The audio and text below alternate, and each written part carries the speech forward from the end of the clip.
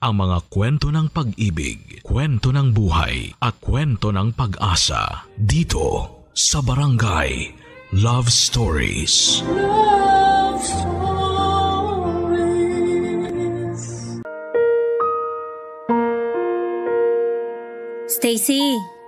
Stacy, nak, gising. Nay, bakit po? Anong bakit po? Siyempre may kailangan ako sa'yo kaya kita ginigising. Pero parang katutulog ko lang kanina tapos ginising niyo na ako agad. May hirapan na naman ako nitong makatulog eh. Eh di magpatugtog ka na lang o kaya makinig ka nung ASMR ba yun para mabilis kang makatulog. Dami mo pang sinasabi dyan, akala mo naman krimen ang paggising sa'yo. Pagod lang po ako sa trabaho, Nay. Sana maintindihan niyo. Pagod din ako sa mga gawain dito sa bahay. Pero hindi ako nagreklamo sa inyo magkakapatid tungkol sa bagay na yon. Alam mo kung bakit? Kasi responsibilidad ko yon bilang nanay nyo. Tungkulin ko yon bilang ilaw ng tahanan. Tapos ikaw akala mo kung sino ka makapagsabi ng pagod? Natural, wala namang trabaho na pasarap lang eh. Ultimong mga boss na papagod din, oy. Hirap namang magsabi ng feeling sa inyo, Nay. Dami niyo na agad sinasabi. Ako nga, tigil-tigilan mo sa ganyang mga sagutan mo, Stacy. Huwag mo rin ako niyayabangan porke ikaw ang nagtatrabaho sa pamilyang to. Saan naman po nanggaling yung niyayabangan? Wala po akong ginagawa sa inyo. Basta. Yun ang pakiramdam ko at bilang isang nanay, ang sakit sa kalooban na walang respeto sa akin yung anak ko. Ano po ba kasi yung kailangan nyo para matapos na tayo? Ano kasi, nak? Hingin ko lang sana yung perang pang tuition ng kapatid mo ngayong pasukan. Saka kung pwede, dagdagan mo naman yung allowance nila kasi kinukulang ako sa pagbabudget. Po? Ngayon na po ba yung enrollment ni Cyrus? Nak, ikaw nang bahala sa mga kapatid mo kasi ikaw lang naman ang may trabaho sa atin. Pero Nay, kulang pa po yung pera ko rito. Sa makalawa pa yung sweldo namin eh. Ha? Wala ka bang naitatabi dyan? Sinabi ko naman sa'yo na ngayong araw yung enrollment ng kapatid mo. Paano na yan? Sinabi niyo po ba? Hindi ko kasi natandaan. Ako tong nasa 40 na pero mukhang ikaw tong mas ulyanin sa ating dalawa. Pasensya na po kayo. Marami lang po akong iniisip tapos pagod pa ako madalas sa shift ko. Kaya medyo nagiging makakalimutin ako. Wala akong pakialam. Gawa mo ng paraan yung pang-tuition ng kapatid mo kasi tsak mag-aalburuto yon pag sinabi kong wala kang pera. May naitabi pa naman po yata ako rito. Teka, kunin ko lang po. Sabi na meron yan eh. Ikaw pa ba? Imposibleng mawalan ka. Pang emergency fund po to, Nay. Hindi ko nga po to dapat gagalawin kung hindi lang kailangan. Para naman yun sa kapatid mo Saka anin mo yung pang emergency fund mo wala namang emergency. Ikaw talaga kung ano-ano yung pinagsasasabi mo. Akin na yan, dali. Akin na. Ito po, Nayo. Okay na po ba yan? Kasama na ba rito yung sa allowance nila? Hindi pa naman po pasukan na. Enrollment pa lang. Kahit na, malapit na rin naman. Pagkatapos nito, bibilang ka lang ng 2 linggo, pasukan na.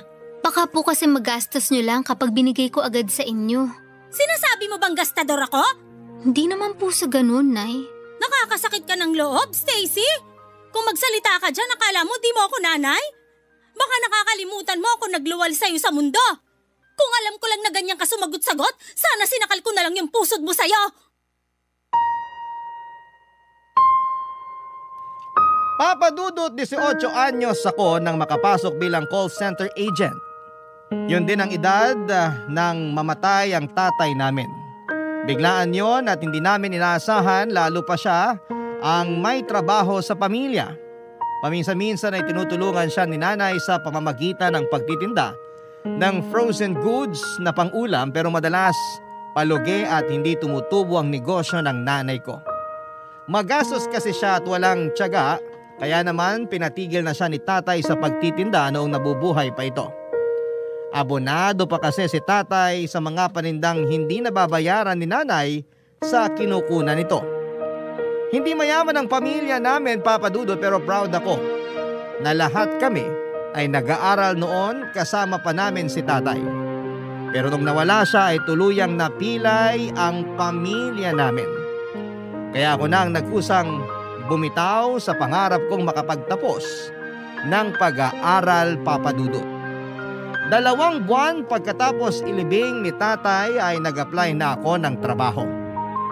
Pahirapan pa yon dahil kasagsagan pa ng pandemic, pero nagtiyaga ako hanggang sa may nagaya sa akin na mag-call center agent. Natatandaan ko na umalis ako noon ng bahay na kapilang ang laman ng sikmura, kaya medyo nahihilo ako bago sumabak sa interview. Pero ginawa ko pa rin ang lahat ng makakaya. Kaya naman, nakapasa. Natapos ko rin ang training at naging regular, at doon na nagsimula ang pakikipagsapalaran ko bilang isang agent.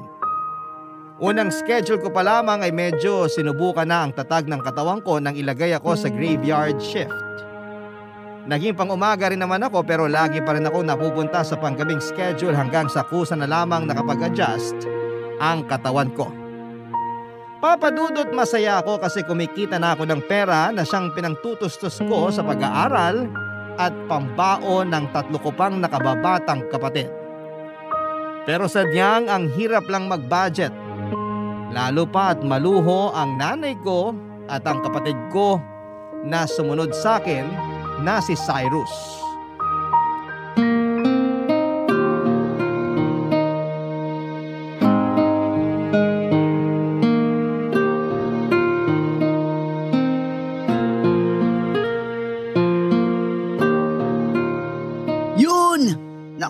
Bopols naman ito. Hindi ganyan, tol. Pabuhat na nga, wala pang silbi. Wala, bakit Kainis. yung kanin? Cyrus, nagsaing ba kayo? Ay nako, hindi talaga marunong tong ugok na to eh. Cyrus, kinakausap kita. Ano ba yun, te? Istorbo ka naman. Kita mong may ginagawa ako. Ano ba yung ginagawa mo? Naglalaro ka lang naman. Ayan, natalo tuloy ako. Kasalanan mo to, ate. Wala akong ginagawa sa'yo Dinadaldal mo kasi ako kaya na-distract ako. Nagtatanong lang naman ako. Ano ba kasi yung tinatanong mo? Kung hindi ba kayo nagsaing? Wala man lang kanin dun sa kaldero. Nagsaing kami, pero baka naubusan ka na. Bakit yun naman ako inubusan? Alam niyo naman kakain ako pag gising Nakalimutan namin na tirhan ka. Napasarap ng kain, kaya simot yung kanin. Hindi niyo rin yata ako tinirhan ng ulam, no? Bumili ka na lang. May pera ka naman. Kaya sa naghanap ka nang wala. Damay mo na rin ako sa orderin mo, te. Nagutom ako bigla. Ano? Kung makaano ka, akala mo may patago kang pera Tsaka nagtitipid ako, Cyrus. Hindi ako pwedeng basta gumastos lang. Ang damot mo naman. Ako pa talaga yung madamot? Totoo naman eh. Di ka na nga ng libre kung ano-ano pang sinasabi mo. Kapal naman ang mukha mo. Baka nakakalimutan mo na ako ang ate sa ating dalawa. Hindi ko kaya yun nakakalimutan. Saka ikaw nga ang ate, kaya dapat ikaw ang manlibre. Ikaw tong may trabaho at sweldo tapos ang kuripot mo. Oh, ba't parang dun pa lang sa may pinto, dinig ko na yung iringan yung dalawa. Si Cyrus kasi, Nay, sinasagot-sagot ako. Napakawalang respeto. Sumasagot ako kasi may bibig ako. Ikaw naman ang nakatatanda. Ikaw na magpasensya, Stacy. O dali, tingnan nyo tong mga pinamili ko. Pinamili? Oo, kasi nag-sale yung malapit na mall dyan, kaya pinuntahan ko na. Bihira lang naman mangyari yun, kaya bumili na ako. Meron po kayong pera? Ano pong pinambayad nyo dyan, Nay? Meron. Yung sweldo na binigay mo sa akin. Pero di ko naman inubos lahat dito. Baka sabihin mo naman dyan ay... Sigurado akong may sasabihin na naman si ate. Kasi pinang-shopping niyo yung pera na binigay niya sa inyo, Nay. At bakit? Wala na ba akong karapatang magsalita? Pero ko naman yan at para yan sa bahay natin. Hindi yan para pambili ng kung ano-ano, Nay. Laki-lakihan mo kasi yung bigay mo para naman may pang-shopping ako, nak. Naku, sa kuripot ni ate. Ayaw nga niya akong ilibre ng merienda, Nay. Kung nga hindi nyo tinirhan ng pananghalian tapos gusto mo ilibre kita? Ano ka, siniswerte? Nay, oh! Ay, bumili ka na lang sa labas, Stacy. May pera ka naman eh. Liit-liit na bagay, hilig mong palakihin.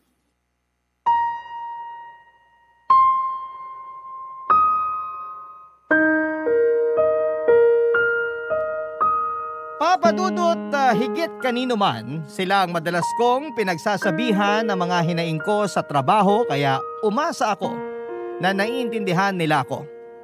Akala ko kasi kapag mas naging open ako sa pamilya ko ay makikita nila yung Pinanggagalingan ko at mauunawaan nila ang sentimiento ko. Pero nagkamali ako kasi noong araw na yon pakiramdam ko ay hindi nila ako naiintindihan. Yung nararamdaman ko ay hindi na lang simpleng tampo.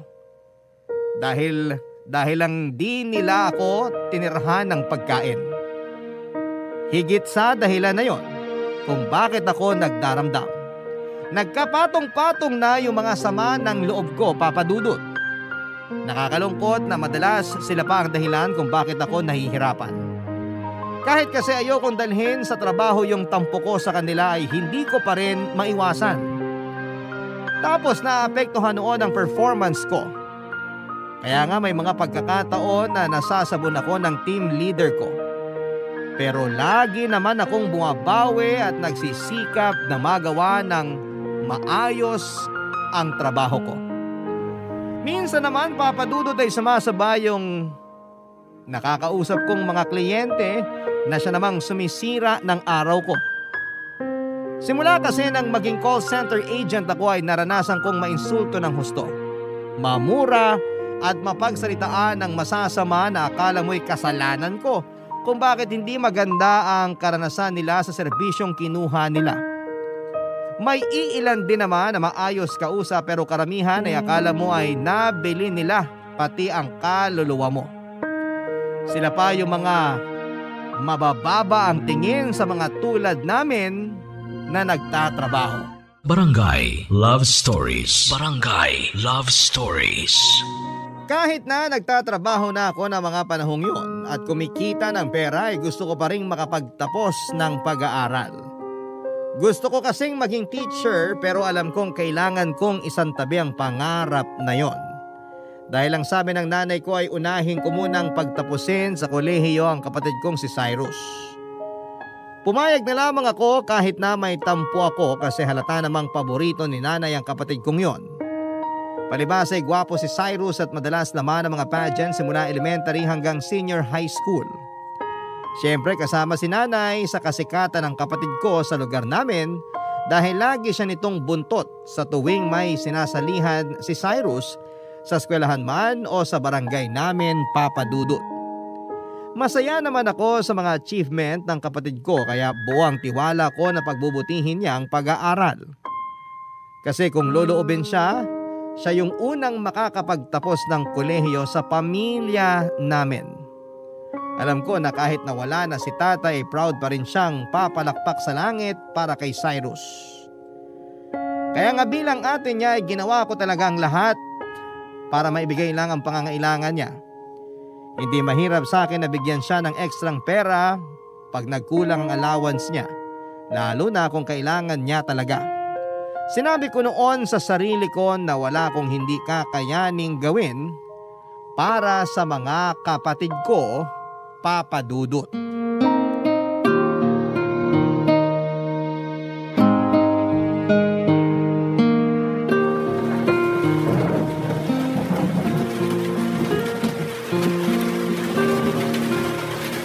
Ay, grabe naman yung ulan sa labas. Baha na dun sa may main road, Nay. Ganun ba? Buti nakauwi ka pa rito. Lumusong na ako kaysa naman mas stranded pa ako. Naghugas na lang ako dyan sa labas kasi nakakadiri talaga yung tubig baha. Kulay lupa. Sinabi mo pa. Eto anak, magkape ka muna. Baka nilalamig ka na dyan. Salamat po, Nay. Pero mamaya ako na po iinumin. Palamigin ko lang ng konti. Ikaw bahala. Ito po pala yung sweldo ko, Nay. Ay, akin na, dali. Kanina ko pa nga yan hinihintay. Pero teka lang. Bakit parang kulang yata to ng 1,000? Malaki po kasi yung kaltas namin ngayong cut-off eh. Kaya yan lang po muna maibibigay ko, Nay. Nak, kulang kasi to eh. Meron pa naman po tayong bigas, diba? Oo, mga 5 kilo pa yon. Tipid-tipirin po muna natin. Tapos bilhin na lang tayo ng ulam na hindi masyadong mahal.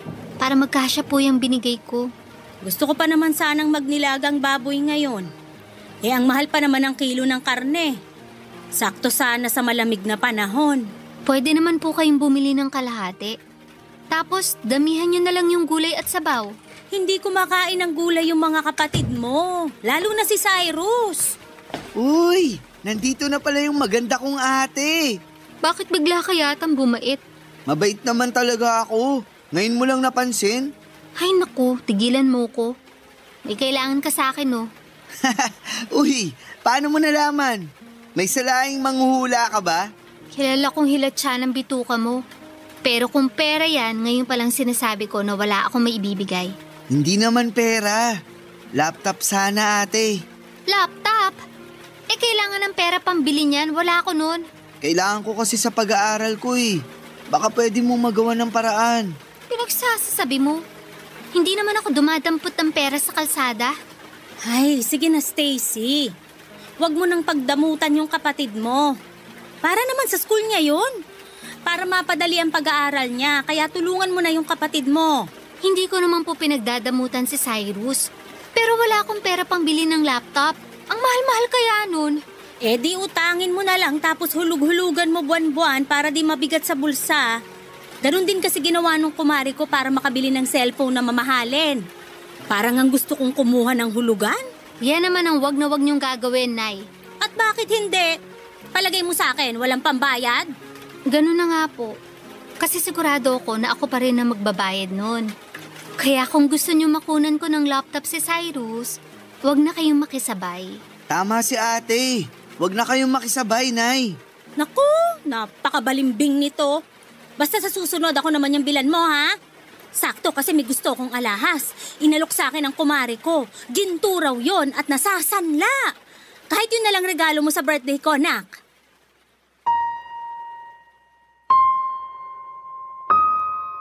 Nang mga panahong yon ay 1 taon pa lang ako nagtatrabaho bilang call center agent. At lahat ng sweldo ko ay ibinibigay ko kay nanay. Kung may natitira man sa akin ay pamasahin na lamang at kaunting pangkain, kaya masasabi kong gipit pa rin ako at walang ipon.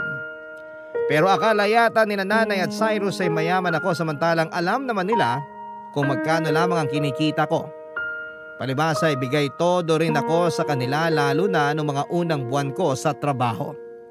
Masarap kasi sa pakiramdam kapag naibibigay ko ang pangangailangan nila at nakakain nila ang mga masasarap na pagkain na madalas ay sa patalastas lamang nila napapanood sa TV. Papa Dudut, hindi po ako nagreklamo na ibigay sa kanila halos buong sahod ko buwan-buwan. Pero maliit na bagay lang naman ang hinihingi ko sa kanila. Yon ay ang pangunawa nila sa tuwing wala akong maiaabot na pera. Pero kahit yun lang ay hindi maibigay sa akin ng nanay at kapatid ko. Madalas ay silang dahilan kung bakit nahihirapan ang kalooban ko. Imbis kasi na pera, sama ng loob at tampo ang naiipon ko. At hindi pa talaga nakontento ang kapatid kong si Cyrus sa pagpapasama ng loob ko dahil nilubos-lubos pa.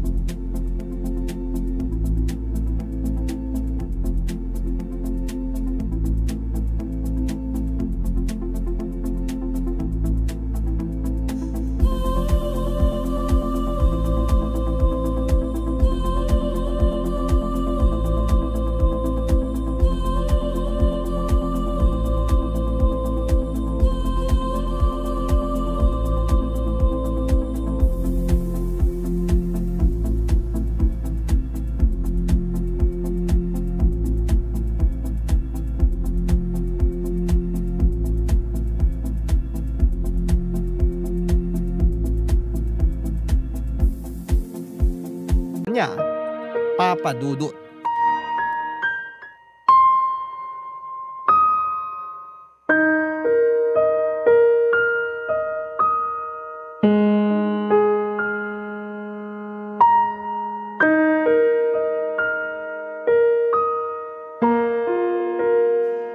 Nay, pag nalaman ni Ate Stacy na bagsak ako, baka magalit yun. At bakit naman magagalit ang ate mo?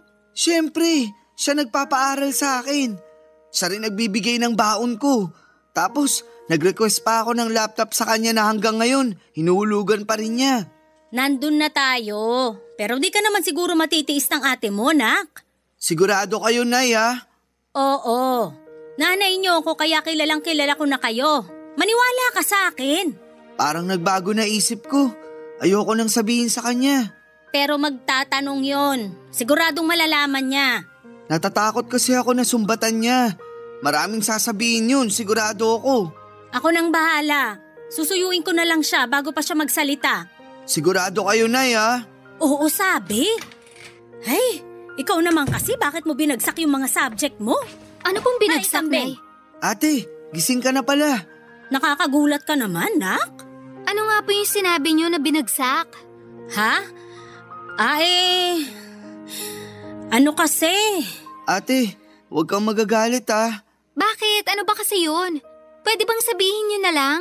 Nay, kayo na lang po magsabi kay ate. Ito kasing kapatid mo, nak. Nagka-problema sa school niya. Ano pong problema? Hindi naman malala. Ano lang, yung 5 sa mga subject niya, bagsak. Pero 5 lang naman yun. 5 lang naman? Nay, ang dami kaya nun. Oo, pero babawi na lang daw yung kapatid mo sa susunod. Huwag ka nang magalit sa kanya. Ano ba kasi nangyari, Cyrus? Bakit ang dami mong bagsak? Ang hirap kasi ng mga subject na yan, ate. Lalo na yung math. Tapos ang dami pang assignment na binibigay sa amin. Kaya tinamad na akong gawin. Tinamad kang gawin? Katawiran ba yun? Kaya ka nga nag-aaral. Sino pa bang inaasahan mong gagawa ng mga assignment mo? Stacy, wag mo naman pagalitan si Cyrus. Nay, manahimik muna kayo kahit sandali. Hindi po kayo ang kinakausap ko. Aba, talaga namang… Gusto mo bang malaman ng totoo? Kasi ayoko na mag-aral. Tinatamad na ako. Pagod na akong pumasok sa pesteng eskwela na yan. Kaya wala na akong pakialam kung bagsak man ako. Ay, siraulo ka pala. Stacy, wag mo nasaktan si Cyrus. Ikaw ang ate kaya ikaw ang dapat umintindi sa kapatid mo. Paano ko po iintindihin yung katuwiran niya? Tinamad pumasok? Ayaw na mag-aral? Nagpapakahirap ako magtrabaho para lang mapag-aral ko yung mga kapatid ko. Lahat ang kailangan nila binibigay ko sa abot na makakaya ko tapos ganito lang ang igaganti nila sa akin? Sige nga, paano ko iintindihin niyo, Nay? Sa tono mo parang nanunumbat ka. Tama ba yan? Porke ikaw itong may trabaho at kumikita, akala mo kung sino ka na? Wala na bang karapatang manumbat? Kayo na ang may sabi. Ako ang nagtatrabaho at kumikita sa pamamahay na to. Kaya meron akong karapatang magalit sa pinagagagawa ng anak nyo. Ikaw, Cyrus, sinasabi ko sa'yo, pangatawanan mo yung desisyon mo dahil hindi na kita tutulungan. Sinayang mo lang yung pagtitiwala ko sa'yo. Hindi ko naman kailangan ng tulong mo eh. Papatunayan ko sa inyo na kaya kong tumayo sa sarili ko mga paa. Papadudot na iyak na lamang ako sa labis na pagkadismaya sa mga bagsak na subject ni Cyrus. At mas nadagdagan lang ang inis at sama ng loob ko sa kanya dahil sa mga baluktot niyang katuwiran na pilit tinutuwid ni nanay ng kampihan niya at konsintihin ang kapatid ko. Saan ka naman nakakita ng magulang na mas nagalit pa sa anak na nagpapaaral kesa sa anak niyang tinamad na mag-aral? Tanging nanay ko lang yata ang ganon kaya pati sa kanya ay naiinis na rin ako. Bukod doon, Papadudot ay sinabihan niya pa akong nanunumbat. Kung tutuusin ay may karapatan naman talaga akong manumbat dahil pinagtrabahuhan ko ang perang pinang-aaral at pinangbabaon ng kapatid ko. Pero ang mas nangibabaw na pakiramdam ko ng mga oras na yon ay ang lungkot, Papadudot. Pakiwari ko ay wala kong boses sa pamilya namin. Yun bang wala kong karapatang magsabi ng opinyon dahil sila pa rin ang masusunod. Pakiramdam ko ay nag-iisa lamang ako sa pamamahay namin at walang gustong makinig sa saloobin ko. Na walang halaga ang nararamdaman ko sa mga taong importante sa akin. At kaya ganun lang nila ako pakitunguhan kasi alam nilang hindi ko sila kayang tiisin.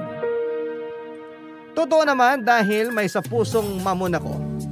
Mana ako sa tatay ko Kaya alam nila na hindi ako magtatanim ng galit sa kanila at babalik din kami sa dati. Na para bang walang nangyari kahit na masama ang loob ko. Barangay Love Stories. Barangay Love Stories. Papa Dudut, nagpatuloy ang iringan namin sa bahay dahil sa pagkampi ni nanay kay Cyrus at pagkonsente sa kapabayaan nito sa pag-aaral. Ilang beses niyang sinabi sa akin na ako ang nakatatanda kaya dapat ay mas iniintindi ko ang nakababata kong kapatid. Pero nagmatigas ako dahil masama ang loob ko na hindi naman pala pinahalagahan ni Cyrus ang paghihirap ko para lang mapaaral siya. At mas lalo akong nadismaya sa kapatid kong yon nang tuluyan na siyang huminto sa pagpasok niya sa eskwelahan. Ni hindi na niya nagawang tapusin ang senior high school niya kaya naggalit ako sa kanya. Sa kabila ng lahat ay alam kong hindi ko pa rin siya mapipilit na gawin ang bagay na ayaw niyang gawin. Kaya naman hinayaan ko na lamang siya sa kagustuhan niya at yun nga ay ang magtrabaho para kumita na ng pera. Sa isip ko ay hindi lang naman siya ang kapatid ko.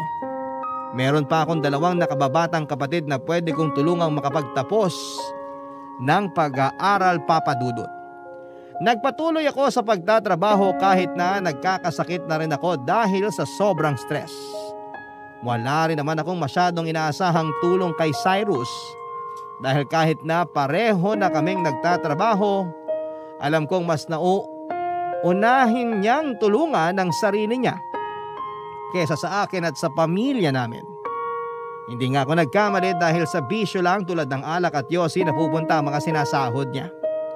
Ni hindi nga niya maabutan ng kahit magkano itong sinanay kaya ako ang madalas nitong hinihingan, lalo na sa panluho nito. Hindi rin nag-aambag ng pambili ng bigas at ulam ang magaling kong kapatid. Tapos siya pa yung malakas kumain sa bahay namin. Madalas din siyang masisante sa kanyang trabaho dahil sa katamaran at pagmamarunong. Pakiramdam ko ng panahong yon ay malapit na akong mapanod sa stress dahil sa kapatid ko. At hindi pa talaga siya nakontento nung sinagad na niya ng tuluyan ang pagkagigil ko sa kanya, Papa Dudut.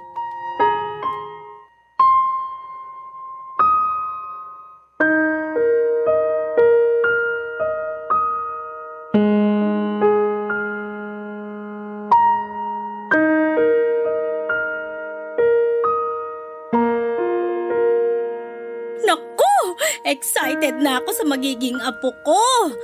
Proud na proud talaga ako sa'yo, Nak. Kasi ikaw ang unang magbibigay ng apo sa akin. Pero Nay, baka kung ano na naman masabi ni ate ha. Ano naman sasabihin niya, hindi naman siya yung buntis. Tumigil nga siya. Nandito na po ako. Grabe yung nangyari dun sa nasakyan kong UV Express. Ay, sandali. Binilan mo ba ako ng masarap na tinapay na pinasalubong mo sa amin nung nakaraan? Ay naku, nakalimutan ko po, Nay. Nako, sa dami naman ang kakalimutan mo yung patalaga. Nung nakaraang araw, wala ka ring dala. Tapos pati ba naman ngayon? At talagang mas concerned pa kayo sa tinapay na yon kaysa sa sarili niyong anak, Nay? O bakit? Wala naman nangyari sa'yo Ibang klase talaga kayo. Minsan naiisip ko kung mahal niyo ba talaga ako kasi anak niyo ko o dahil lang may pakinabang ako sa inyo. Ano bang pinagsasasabi mo? Palagay mo sa akin, ganun kasamang ina? Hindi po, pero yun kasi ang pinararamdam niyo sa akin. Mas mahal niyo pa yung anak niyong puro sakit lang ng ulo ang binibigay sa inyo. Nananahimik ako rito ate ha. Totoo naman ang sinasabi ko Bakit, nasaktan ka ba?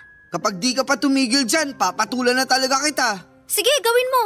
Akala mo hindi ako marunong lumaban, ha? Magtigil na nga kayong dalawa. Si Ate Stacy yung pagsabihan nyo. Nananahimik ako rito, biglang nagpaparinig. Parang tanga. Stacy, tumigil ka na Sige, kampehan nyo na naman yung paborito nyong anak. sanay naman ako na binabaliwala nyo eh. Sanay ka naman pala, bakit nagagalit ka pa? Kasi ang unfair nyo. Anak nyo rin naman ako pero kontratuhin nyo ako para lang akong gatasan dito. Mabait lang kayo sa akin kapag may naibibigay akong pera sa inyo eh. Pero pag wala, hindi nyo na ako nire-respeto. Sabihin nyo nga, ampun nyo ba ako? Kasi kung oo, baka maintindihan ko pa kung bakit ganyan ang ugali nyo sa akin. Pinagsasasabi mo dyan. Walang ganon. Anak kita, sa akin ka nang galing. Muntik pa nga ako mamatay nung iniiri kita tapos sasabihin mo lang na ampon ka? Baliw na babae to ah. Alam mo, masyado lang mainit ang ulo mo. Kumalma ka nga, Stacy. Maupo ka kasi may babalita kami ng kapatid mo sa'yo. Ano yun? Ikaw na magsasabi o ako, Cyrus? Ikaw na, Nay. Parang kinakabahan ako sa sasabihin yung dalawa. Nangyari na kasi to nung bumagsak ka sa mga subject mo sa school. Iba naman yung ngayon. Sigurado akong matutuwa ka, anak. Kasi magiging auntie ka na. Ano pong sabi nyo? Nakabuntis ako, ate. Magkakabibi na ako. Ha? Paano nangyari yun? May girlfriend ka? Meron. Nabuntis ko na nga, di ba? Pero ang bata mo pa. Paanong bata pa? Nakabuntis na nga yung kapatid mo. Nay, paano bubuhayin ni Cyrus yung magiging anak niya? Napaka-irresponsable niyan. Walang ginawa kundi magbisyo at hindi marunong tumulong sa pamilya natin. Tingnan nyo, wala na nga ulit yung trabaho tapos nakuha pa niyang bumuo ng sarili niyang pamilya. Sino mabuhay noon, ako? Pwede ba? Huwag kang masyadong OA. Saka nasa edad na rin naman ang kapatid mo. Kaya na niya yan? Hindi ako naniniwala kasi hanggang ngayon wala pa rin siyang napapatunayan sa akin. Hanggang ngayon, puro lang sakit ang ulo ang nakukuha ko sa anak niyong yan. Tapos nagdagdag pa talaga siya ng responsibilidad? Bakit ba ganyan ka magsalita? Blessing yung bata. Ewan ko sa inyo, Nay. Puro na lang talaga problema tong pamamahay na to. Malapit na ako makalbo sa inyo.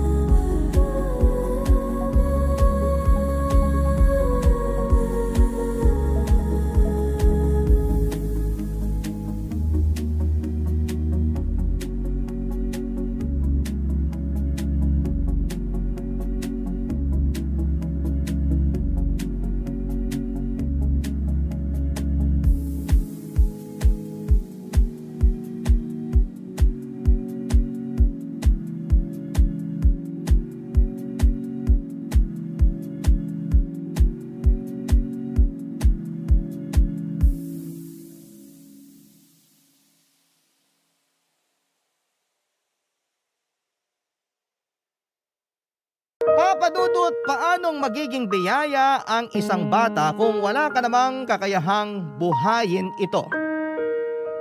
Siguro kung sa iba ay blessing ang magkaroon ng anak, pero para sa mismong bata ay sumpa sa kanya na isilang sa pamilya na pababayaan lamang siyang magutom at magkasakit. Nasabi ko yon dahil alam kong wala pang kakayahan si Cyrus na maging responsableng tatay. At nakikinita ko na na magiging kargo ko ang dinadala ng babaeng nabuntis niya pagdating ng panahon. Wala rin akong naasahang pagkampi mula kay nanay dahil masaya siya sa pagdating ng apo niya. Masaya rin naman ako pero pagod na ako ng mga panahong yon. Kaya nga napuno na ako. Alam ko na hindi solusyon ang pagtakas sa kahit na anong problema, pero paano kung pamilya mo mismo ang problema mo? Kaya kesa tuluyan akong masiraan ng ulo ay naisip kong umalis na muna sa bahay namin at mag-solo. Matagal-tagal ko na rin kasing pinag-iisipan na bumukod para naman magkaroon ako ng sariling espasyo kung saan ay pwede kong umiyak at huminga ng hindi nila hinuhusgahan. Pero walang-wala ako ng mga panahong yon, Papa Dudut, kaya humingi ako ng tulong sa kaibigan ko na kasama ko sa trabaho. Buti na lamang at to the rescue siya sa akin dahil alam din niya ang pinagdaraanan ko. Pinatuloy niya ako sa nirerentahan niyang apartment since mag-isa lamang siyang nakatira doon. Nakihati na lamang ako sa pagbabayad ng renta at sa iba pang mga gastusin. Isang buwan ko ring hindi pinaalam sa pamilya ko kung nasaan ako. Nagkataon din kasi na nalipat sa Quezon City yung trabaho ko kaya hindi talaga nila ako nahanap.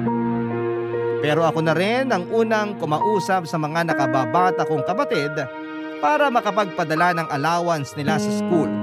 Kung tatanungin ninyo ako kung ano ang nararamdaman ko na mga panahong yon, ay magkahalong lungkot at tampo pero mas nangingibabaw ang galit. Kaya nga natiis kong hindi kausapin sina Nanay at Cyrus sa loob ng 8 buwan. Hanggang sa sila na mismo ang nag-initiate na makipagbati sa akin, Papa Dudut.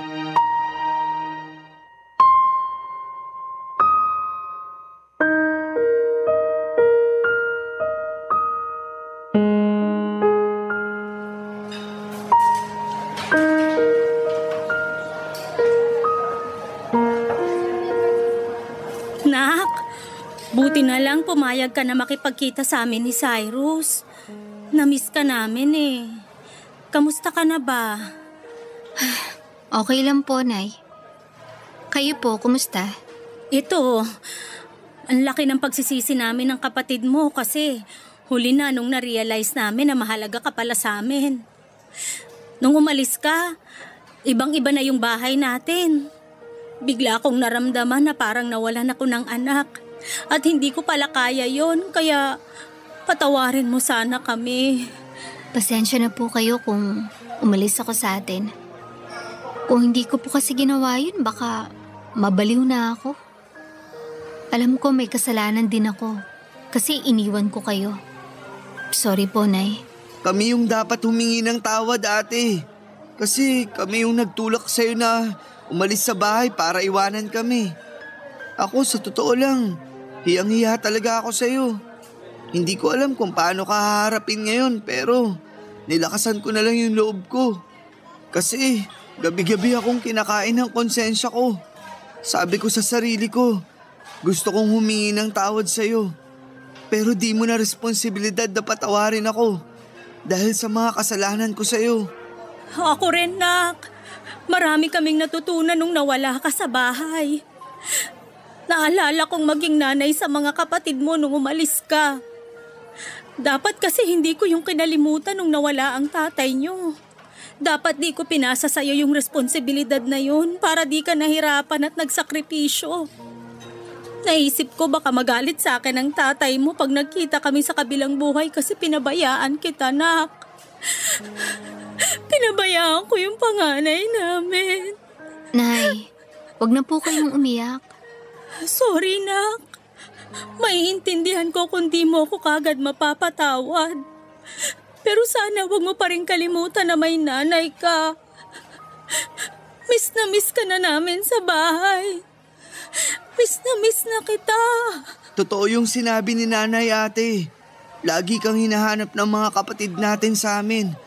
At tinatanong nila kung kailan ka raw uuwi.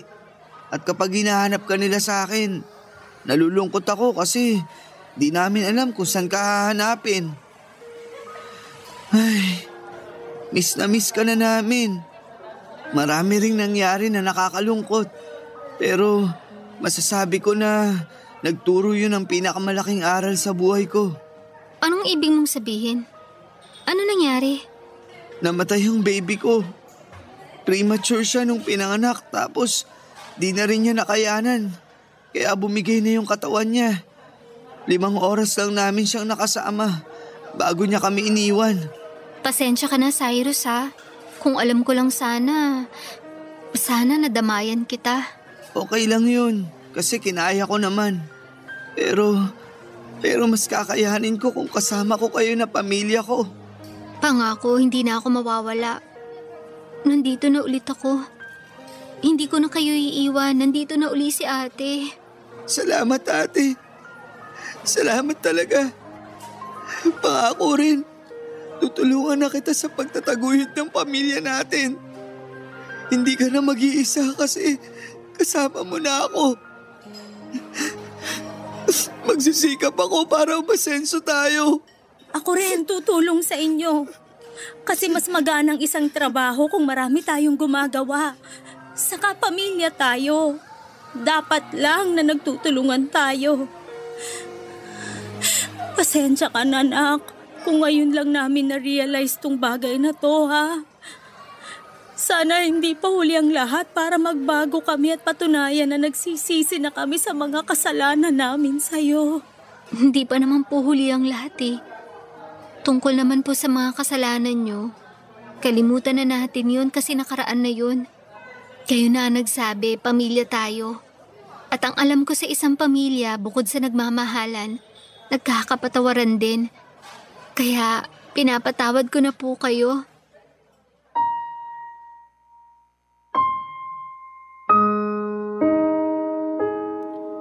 Papa Dudut, napakagaan sa pakiramdam. Napatawad ko na sina Nanay at Cyrus. Pamilya ko pa rin sila at hindi ko sila kayang tiisin ng ganon katagal. Marami lang talagang pumipigil sa akin noon na unang mag-reach out sa kanila. Pero nasa plano ko na rin nakausapin sila noon. Masaya lang ako dahil sila ang nagkusa. Mas lalo kong na-appreciate ang ginawa nila.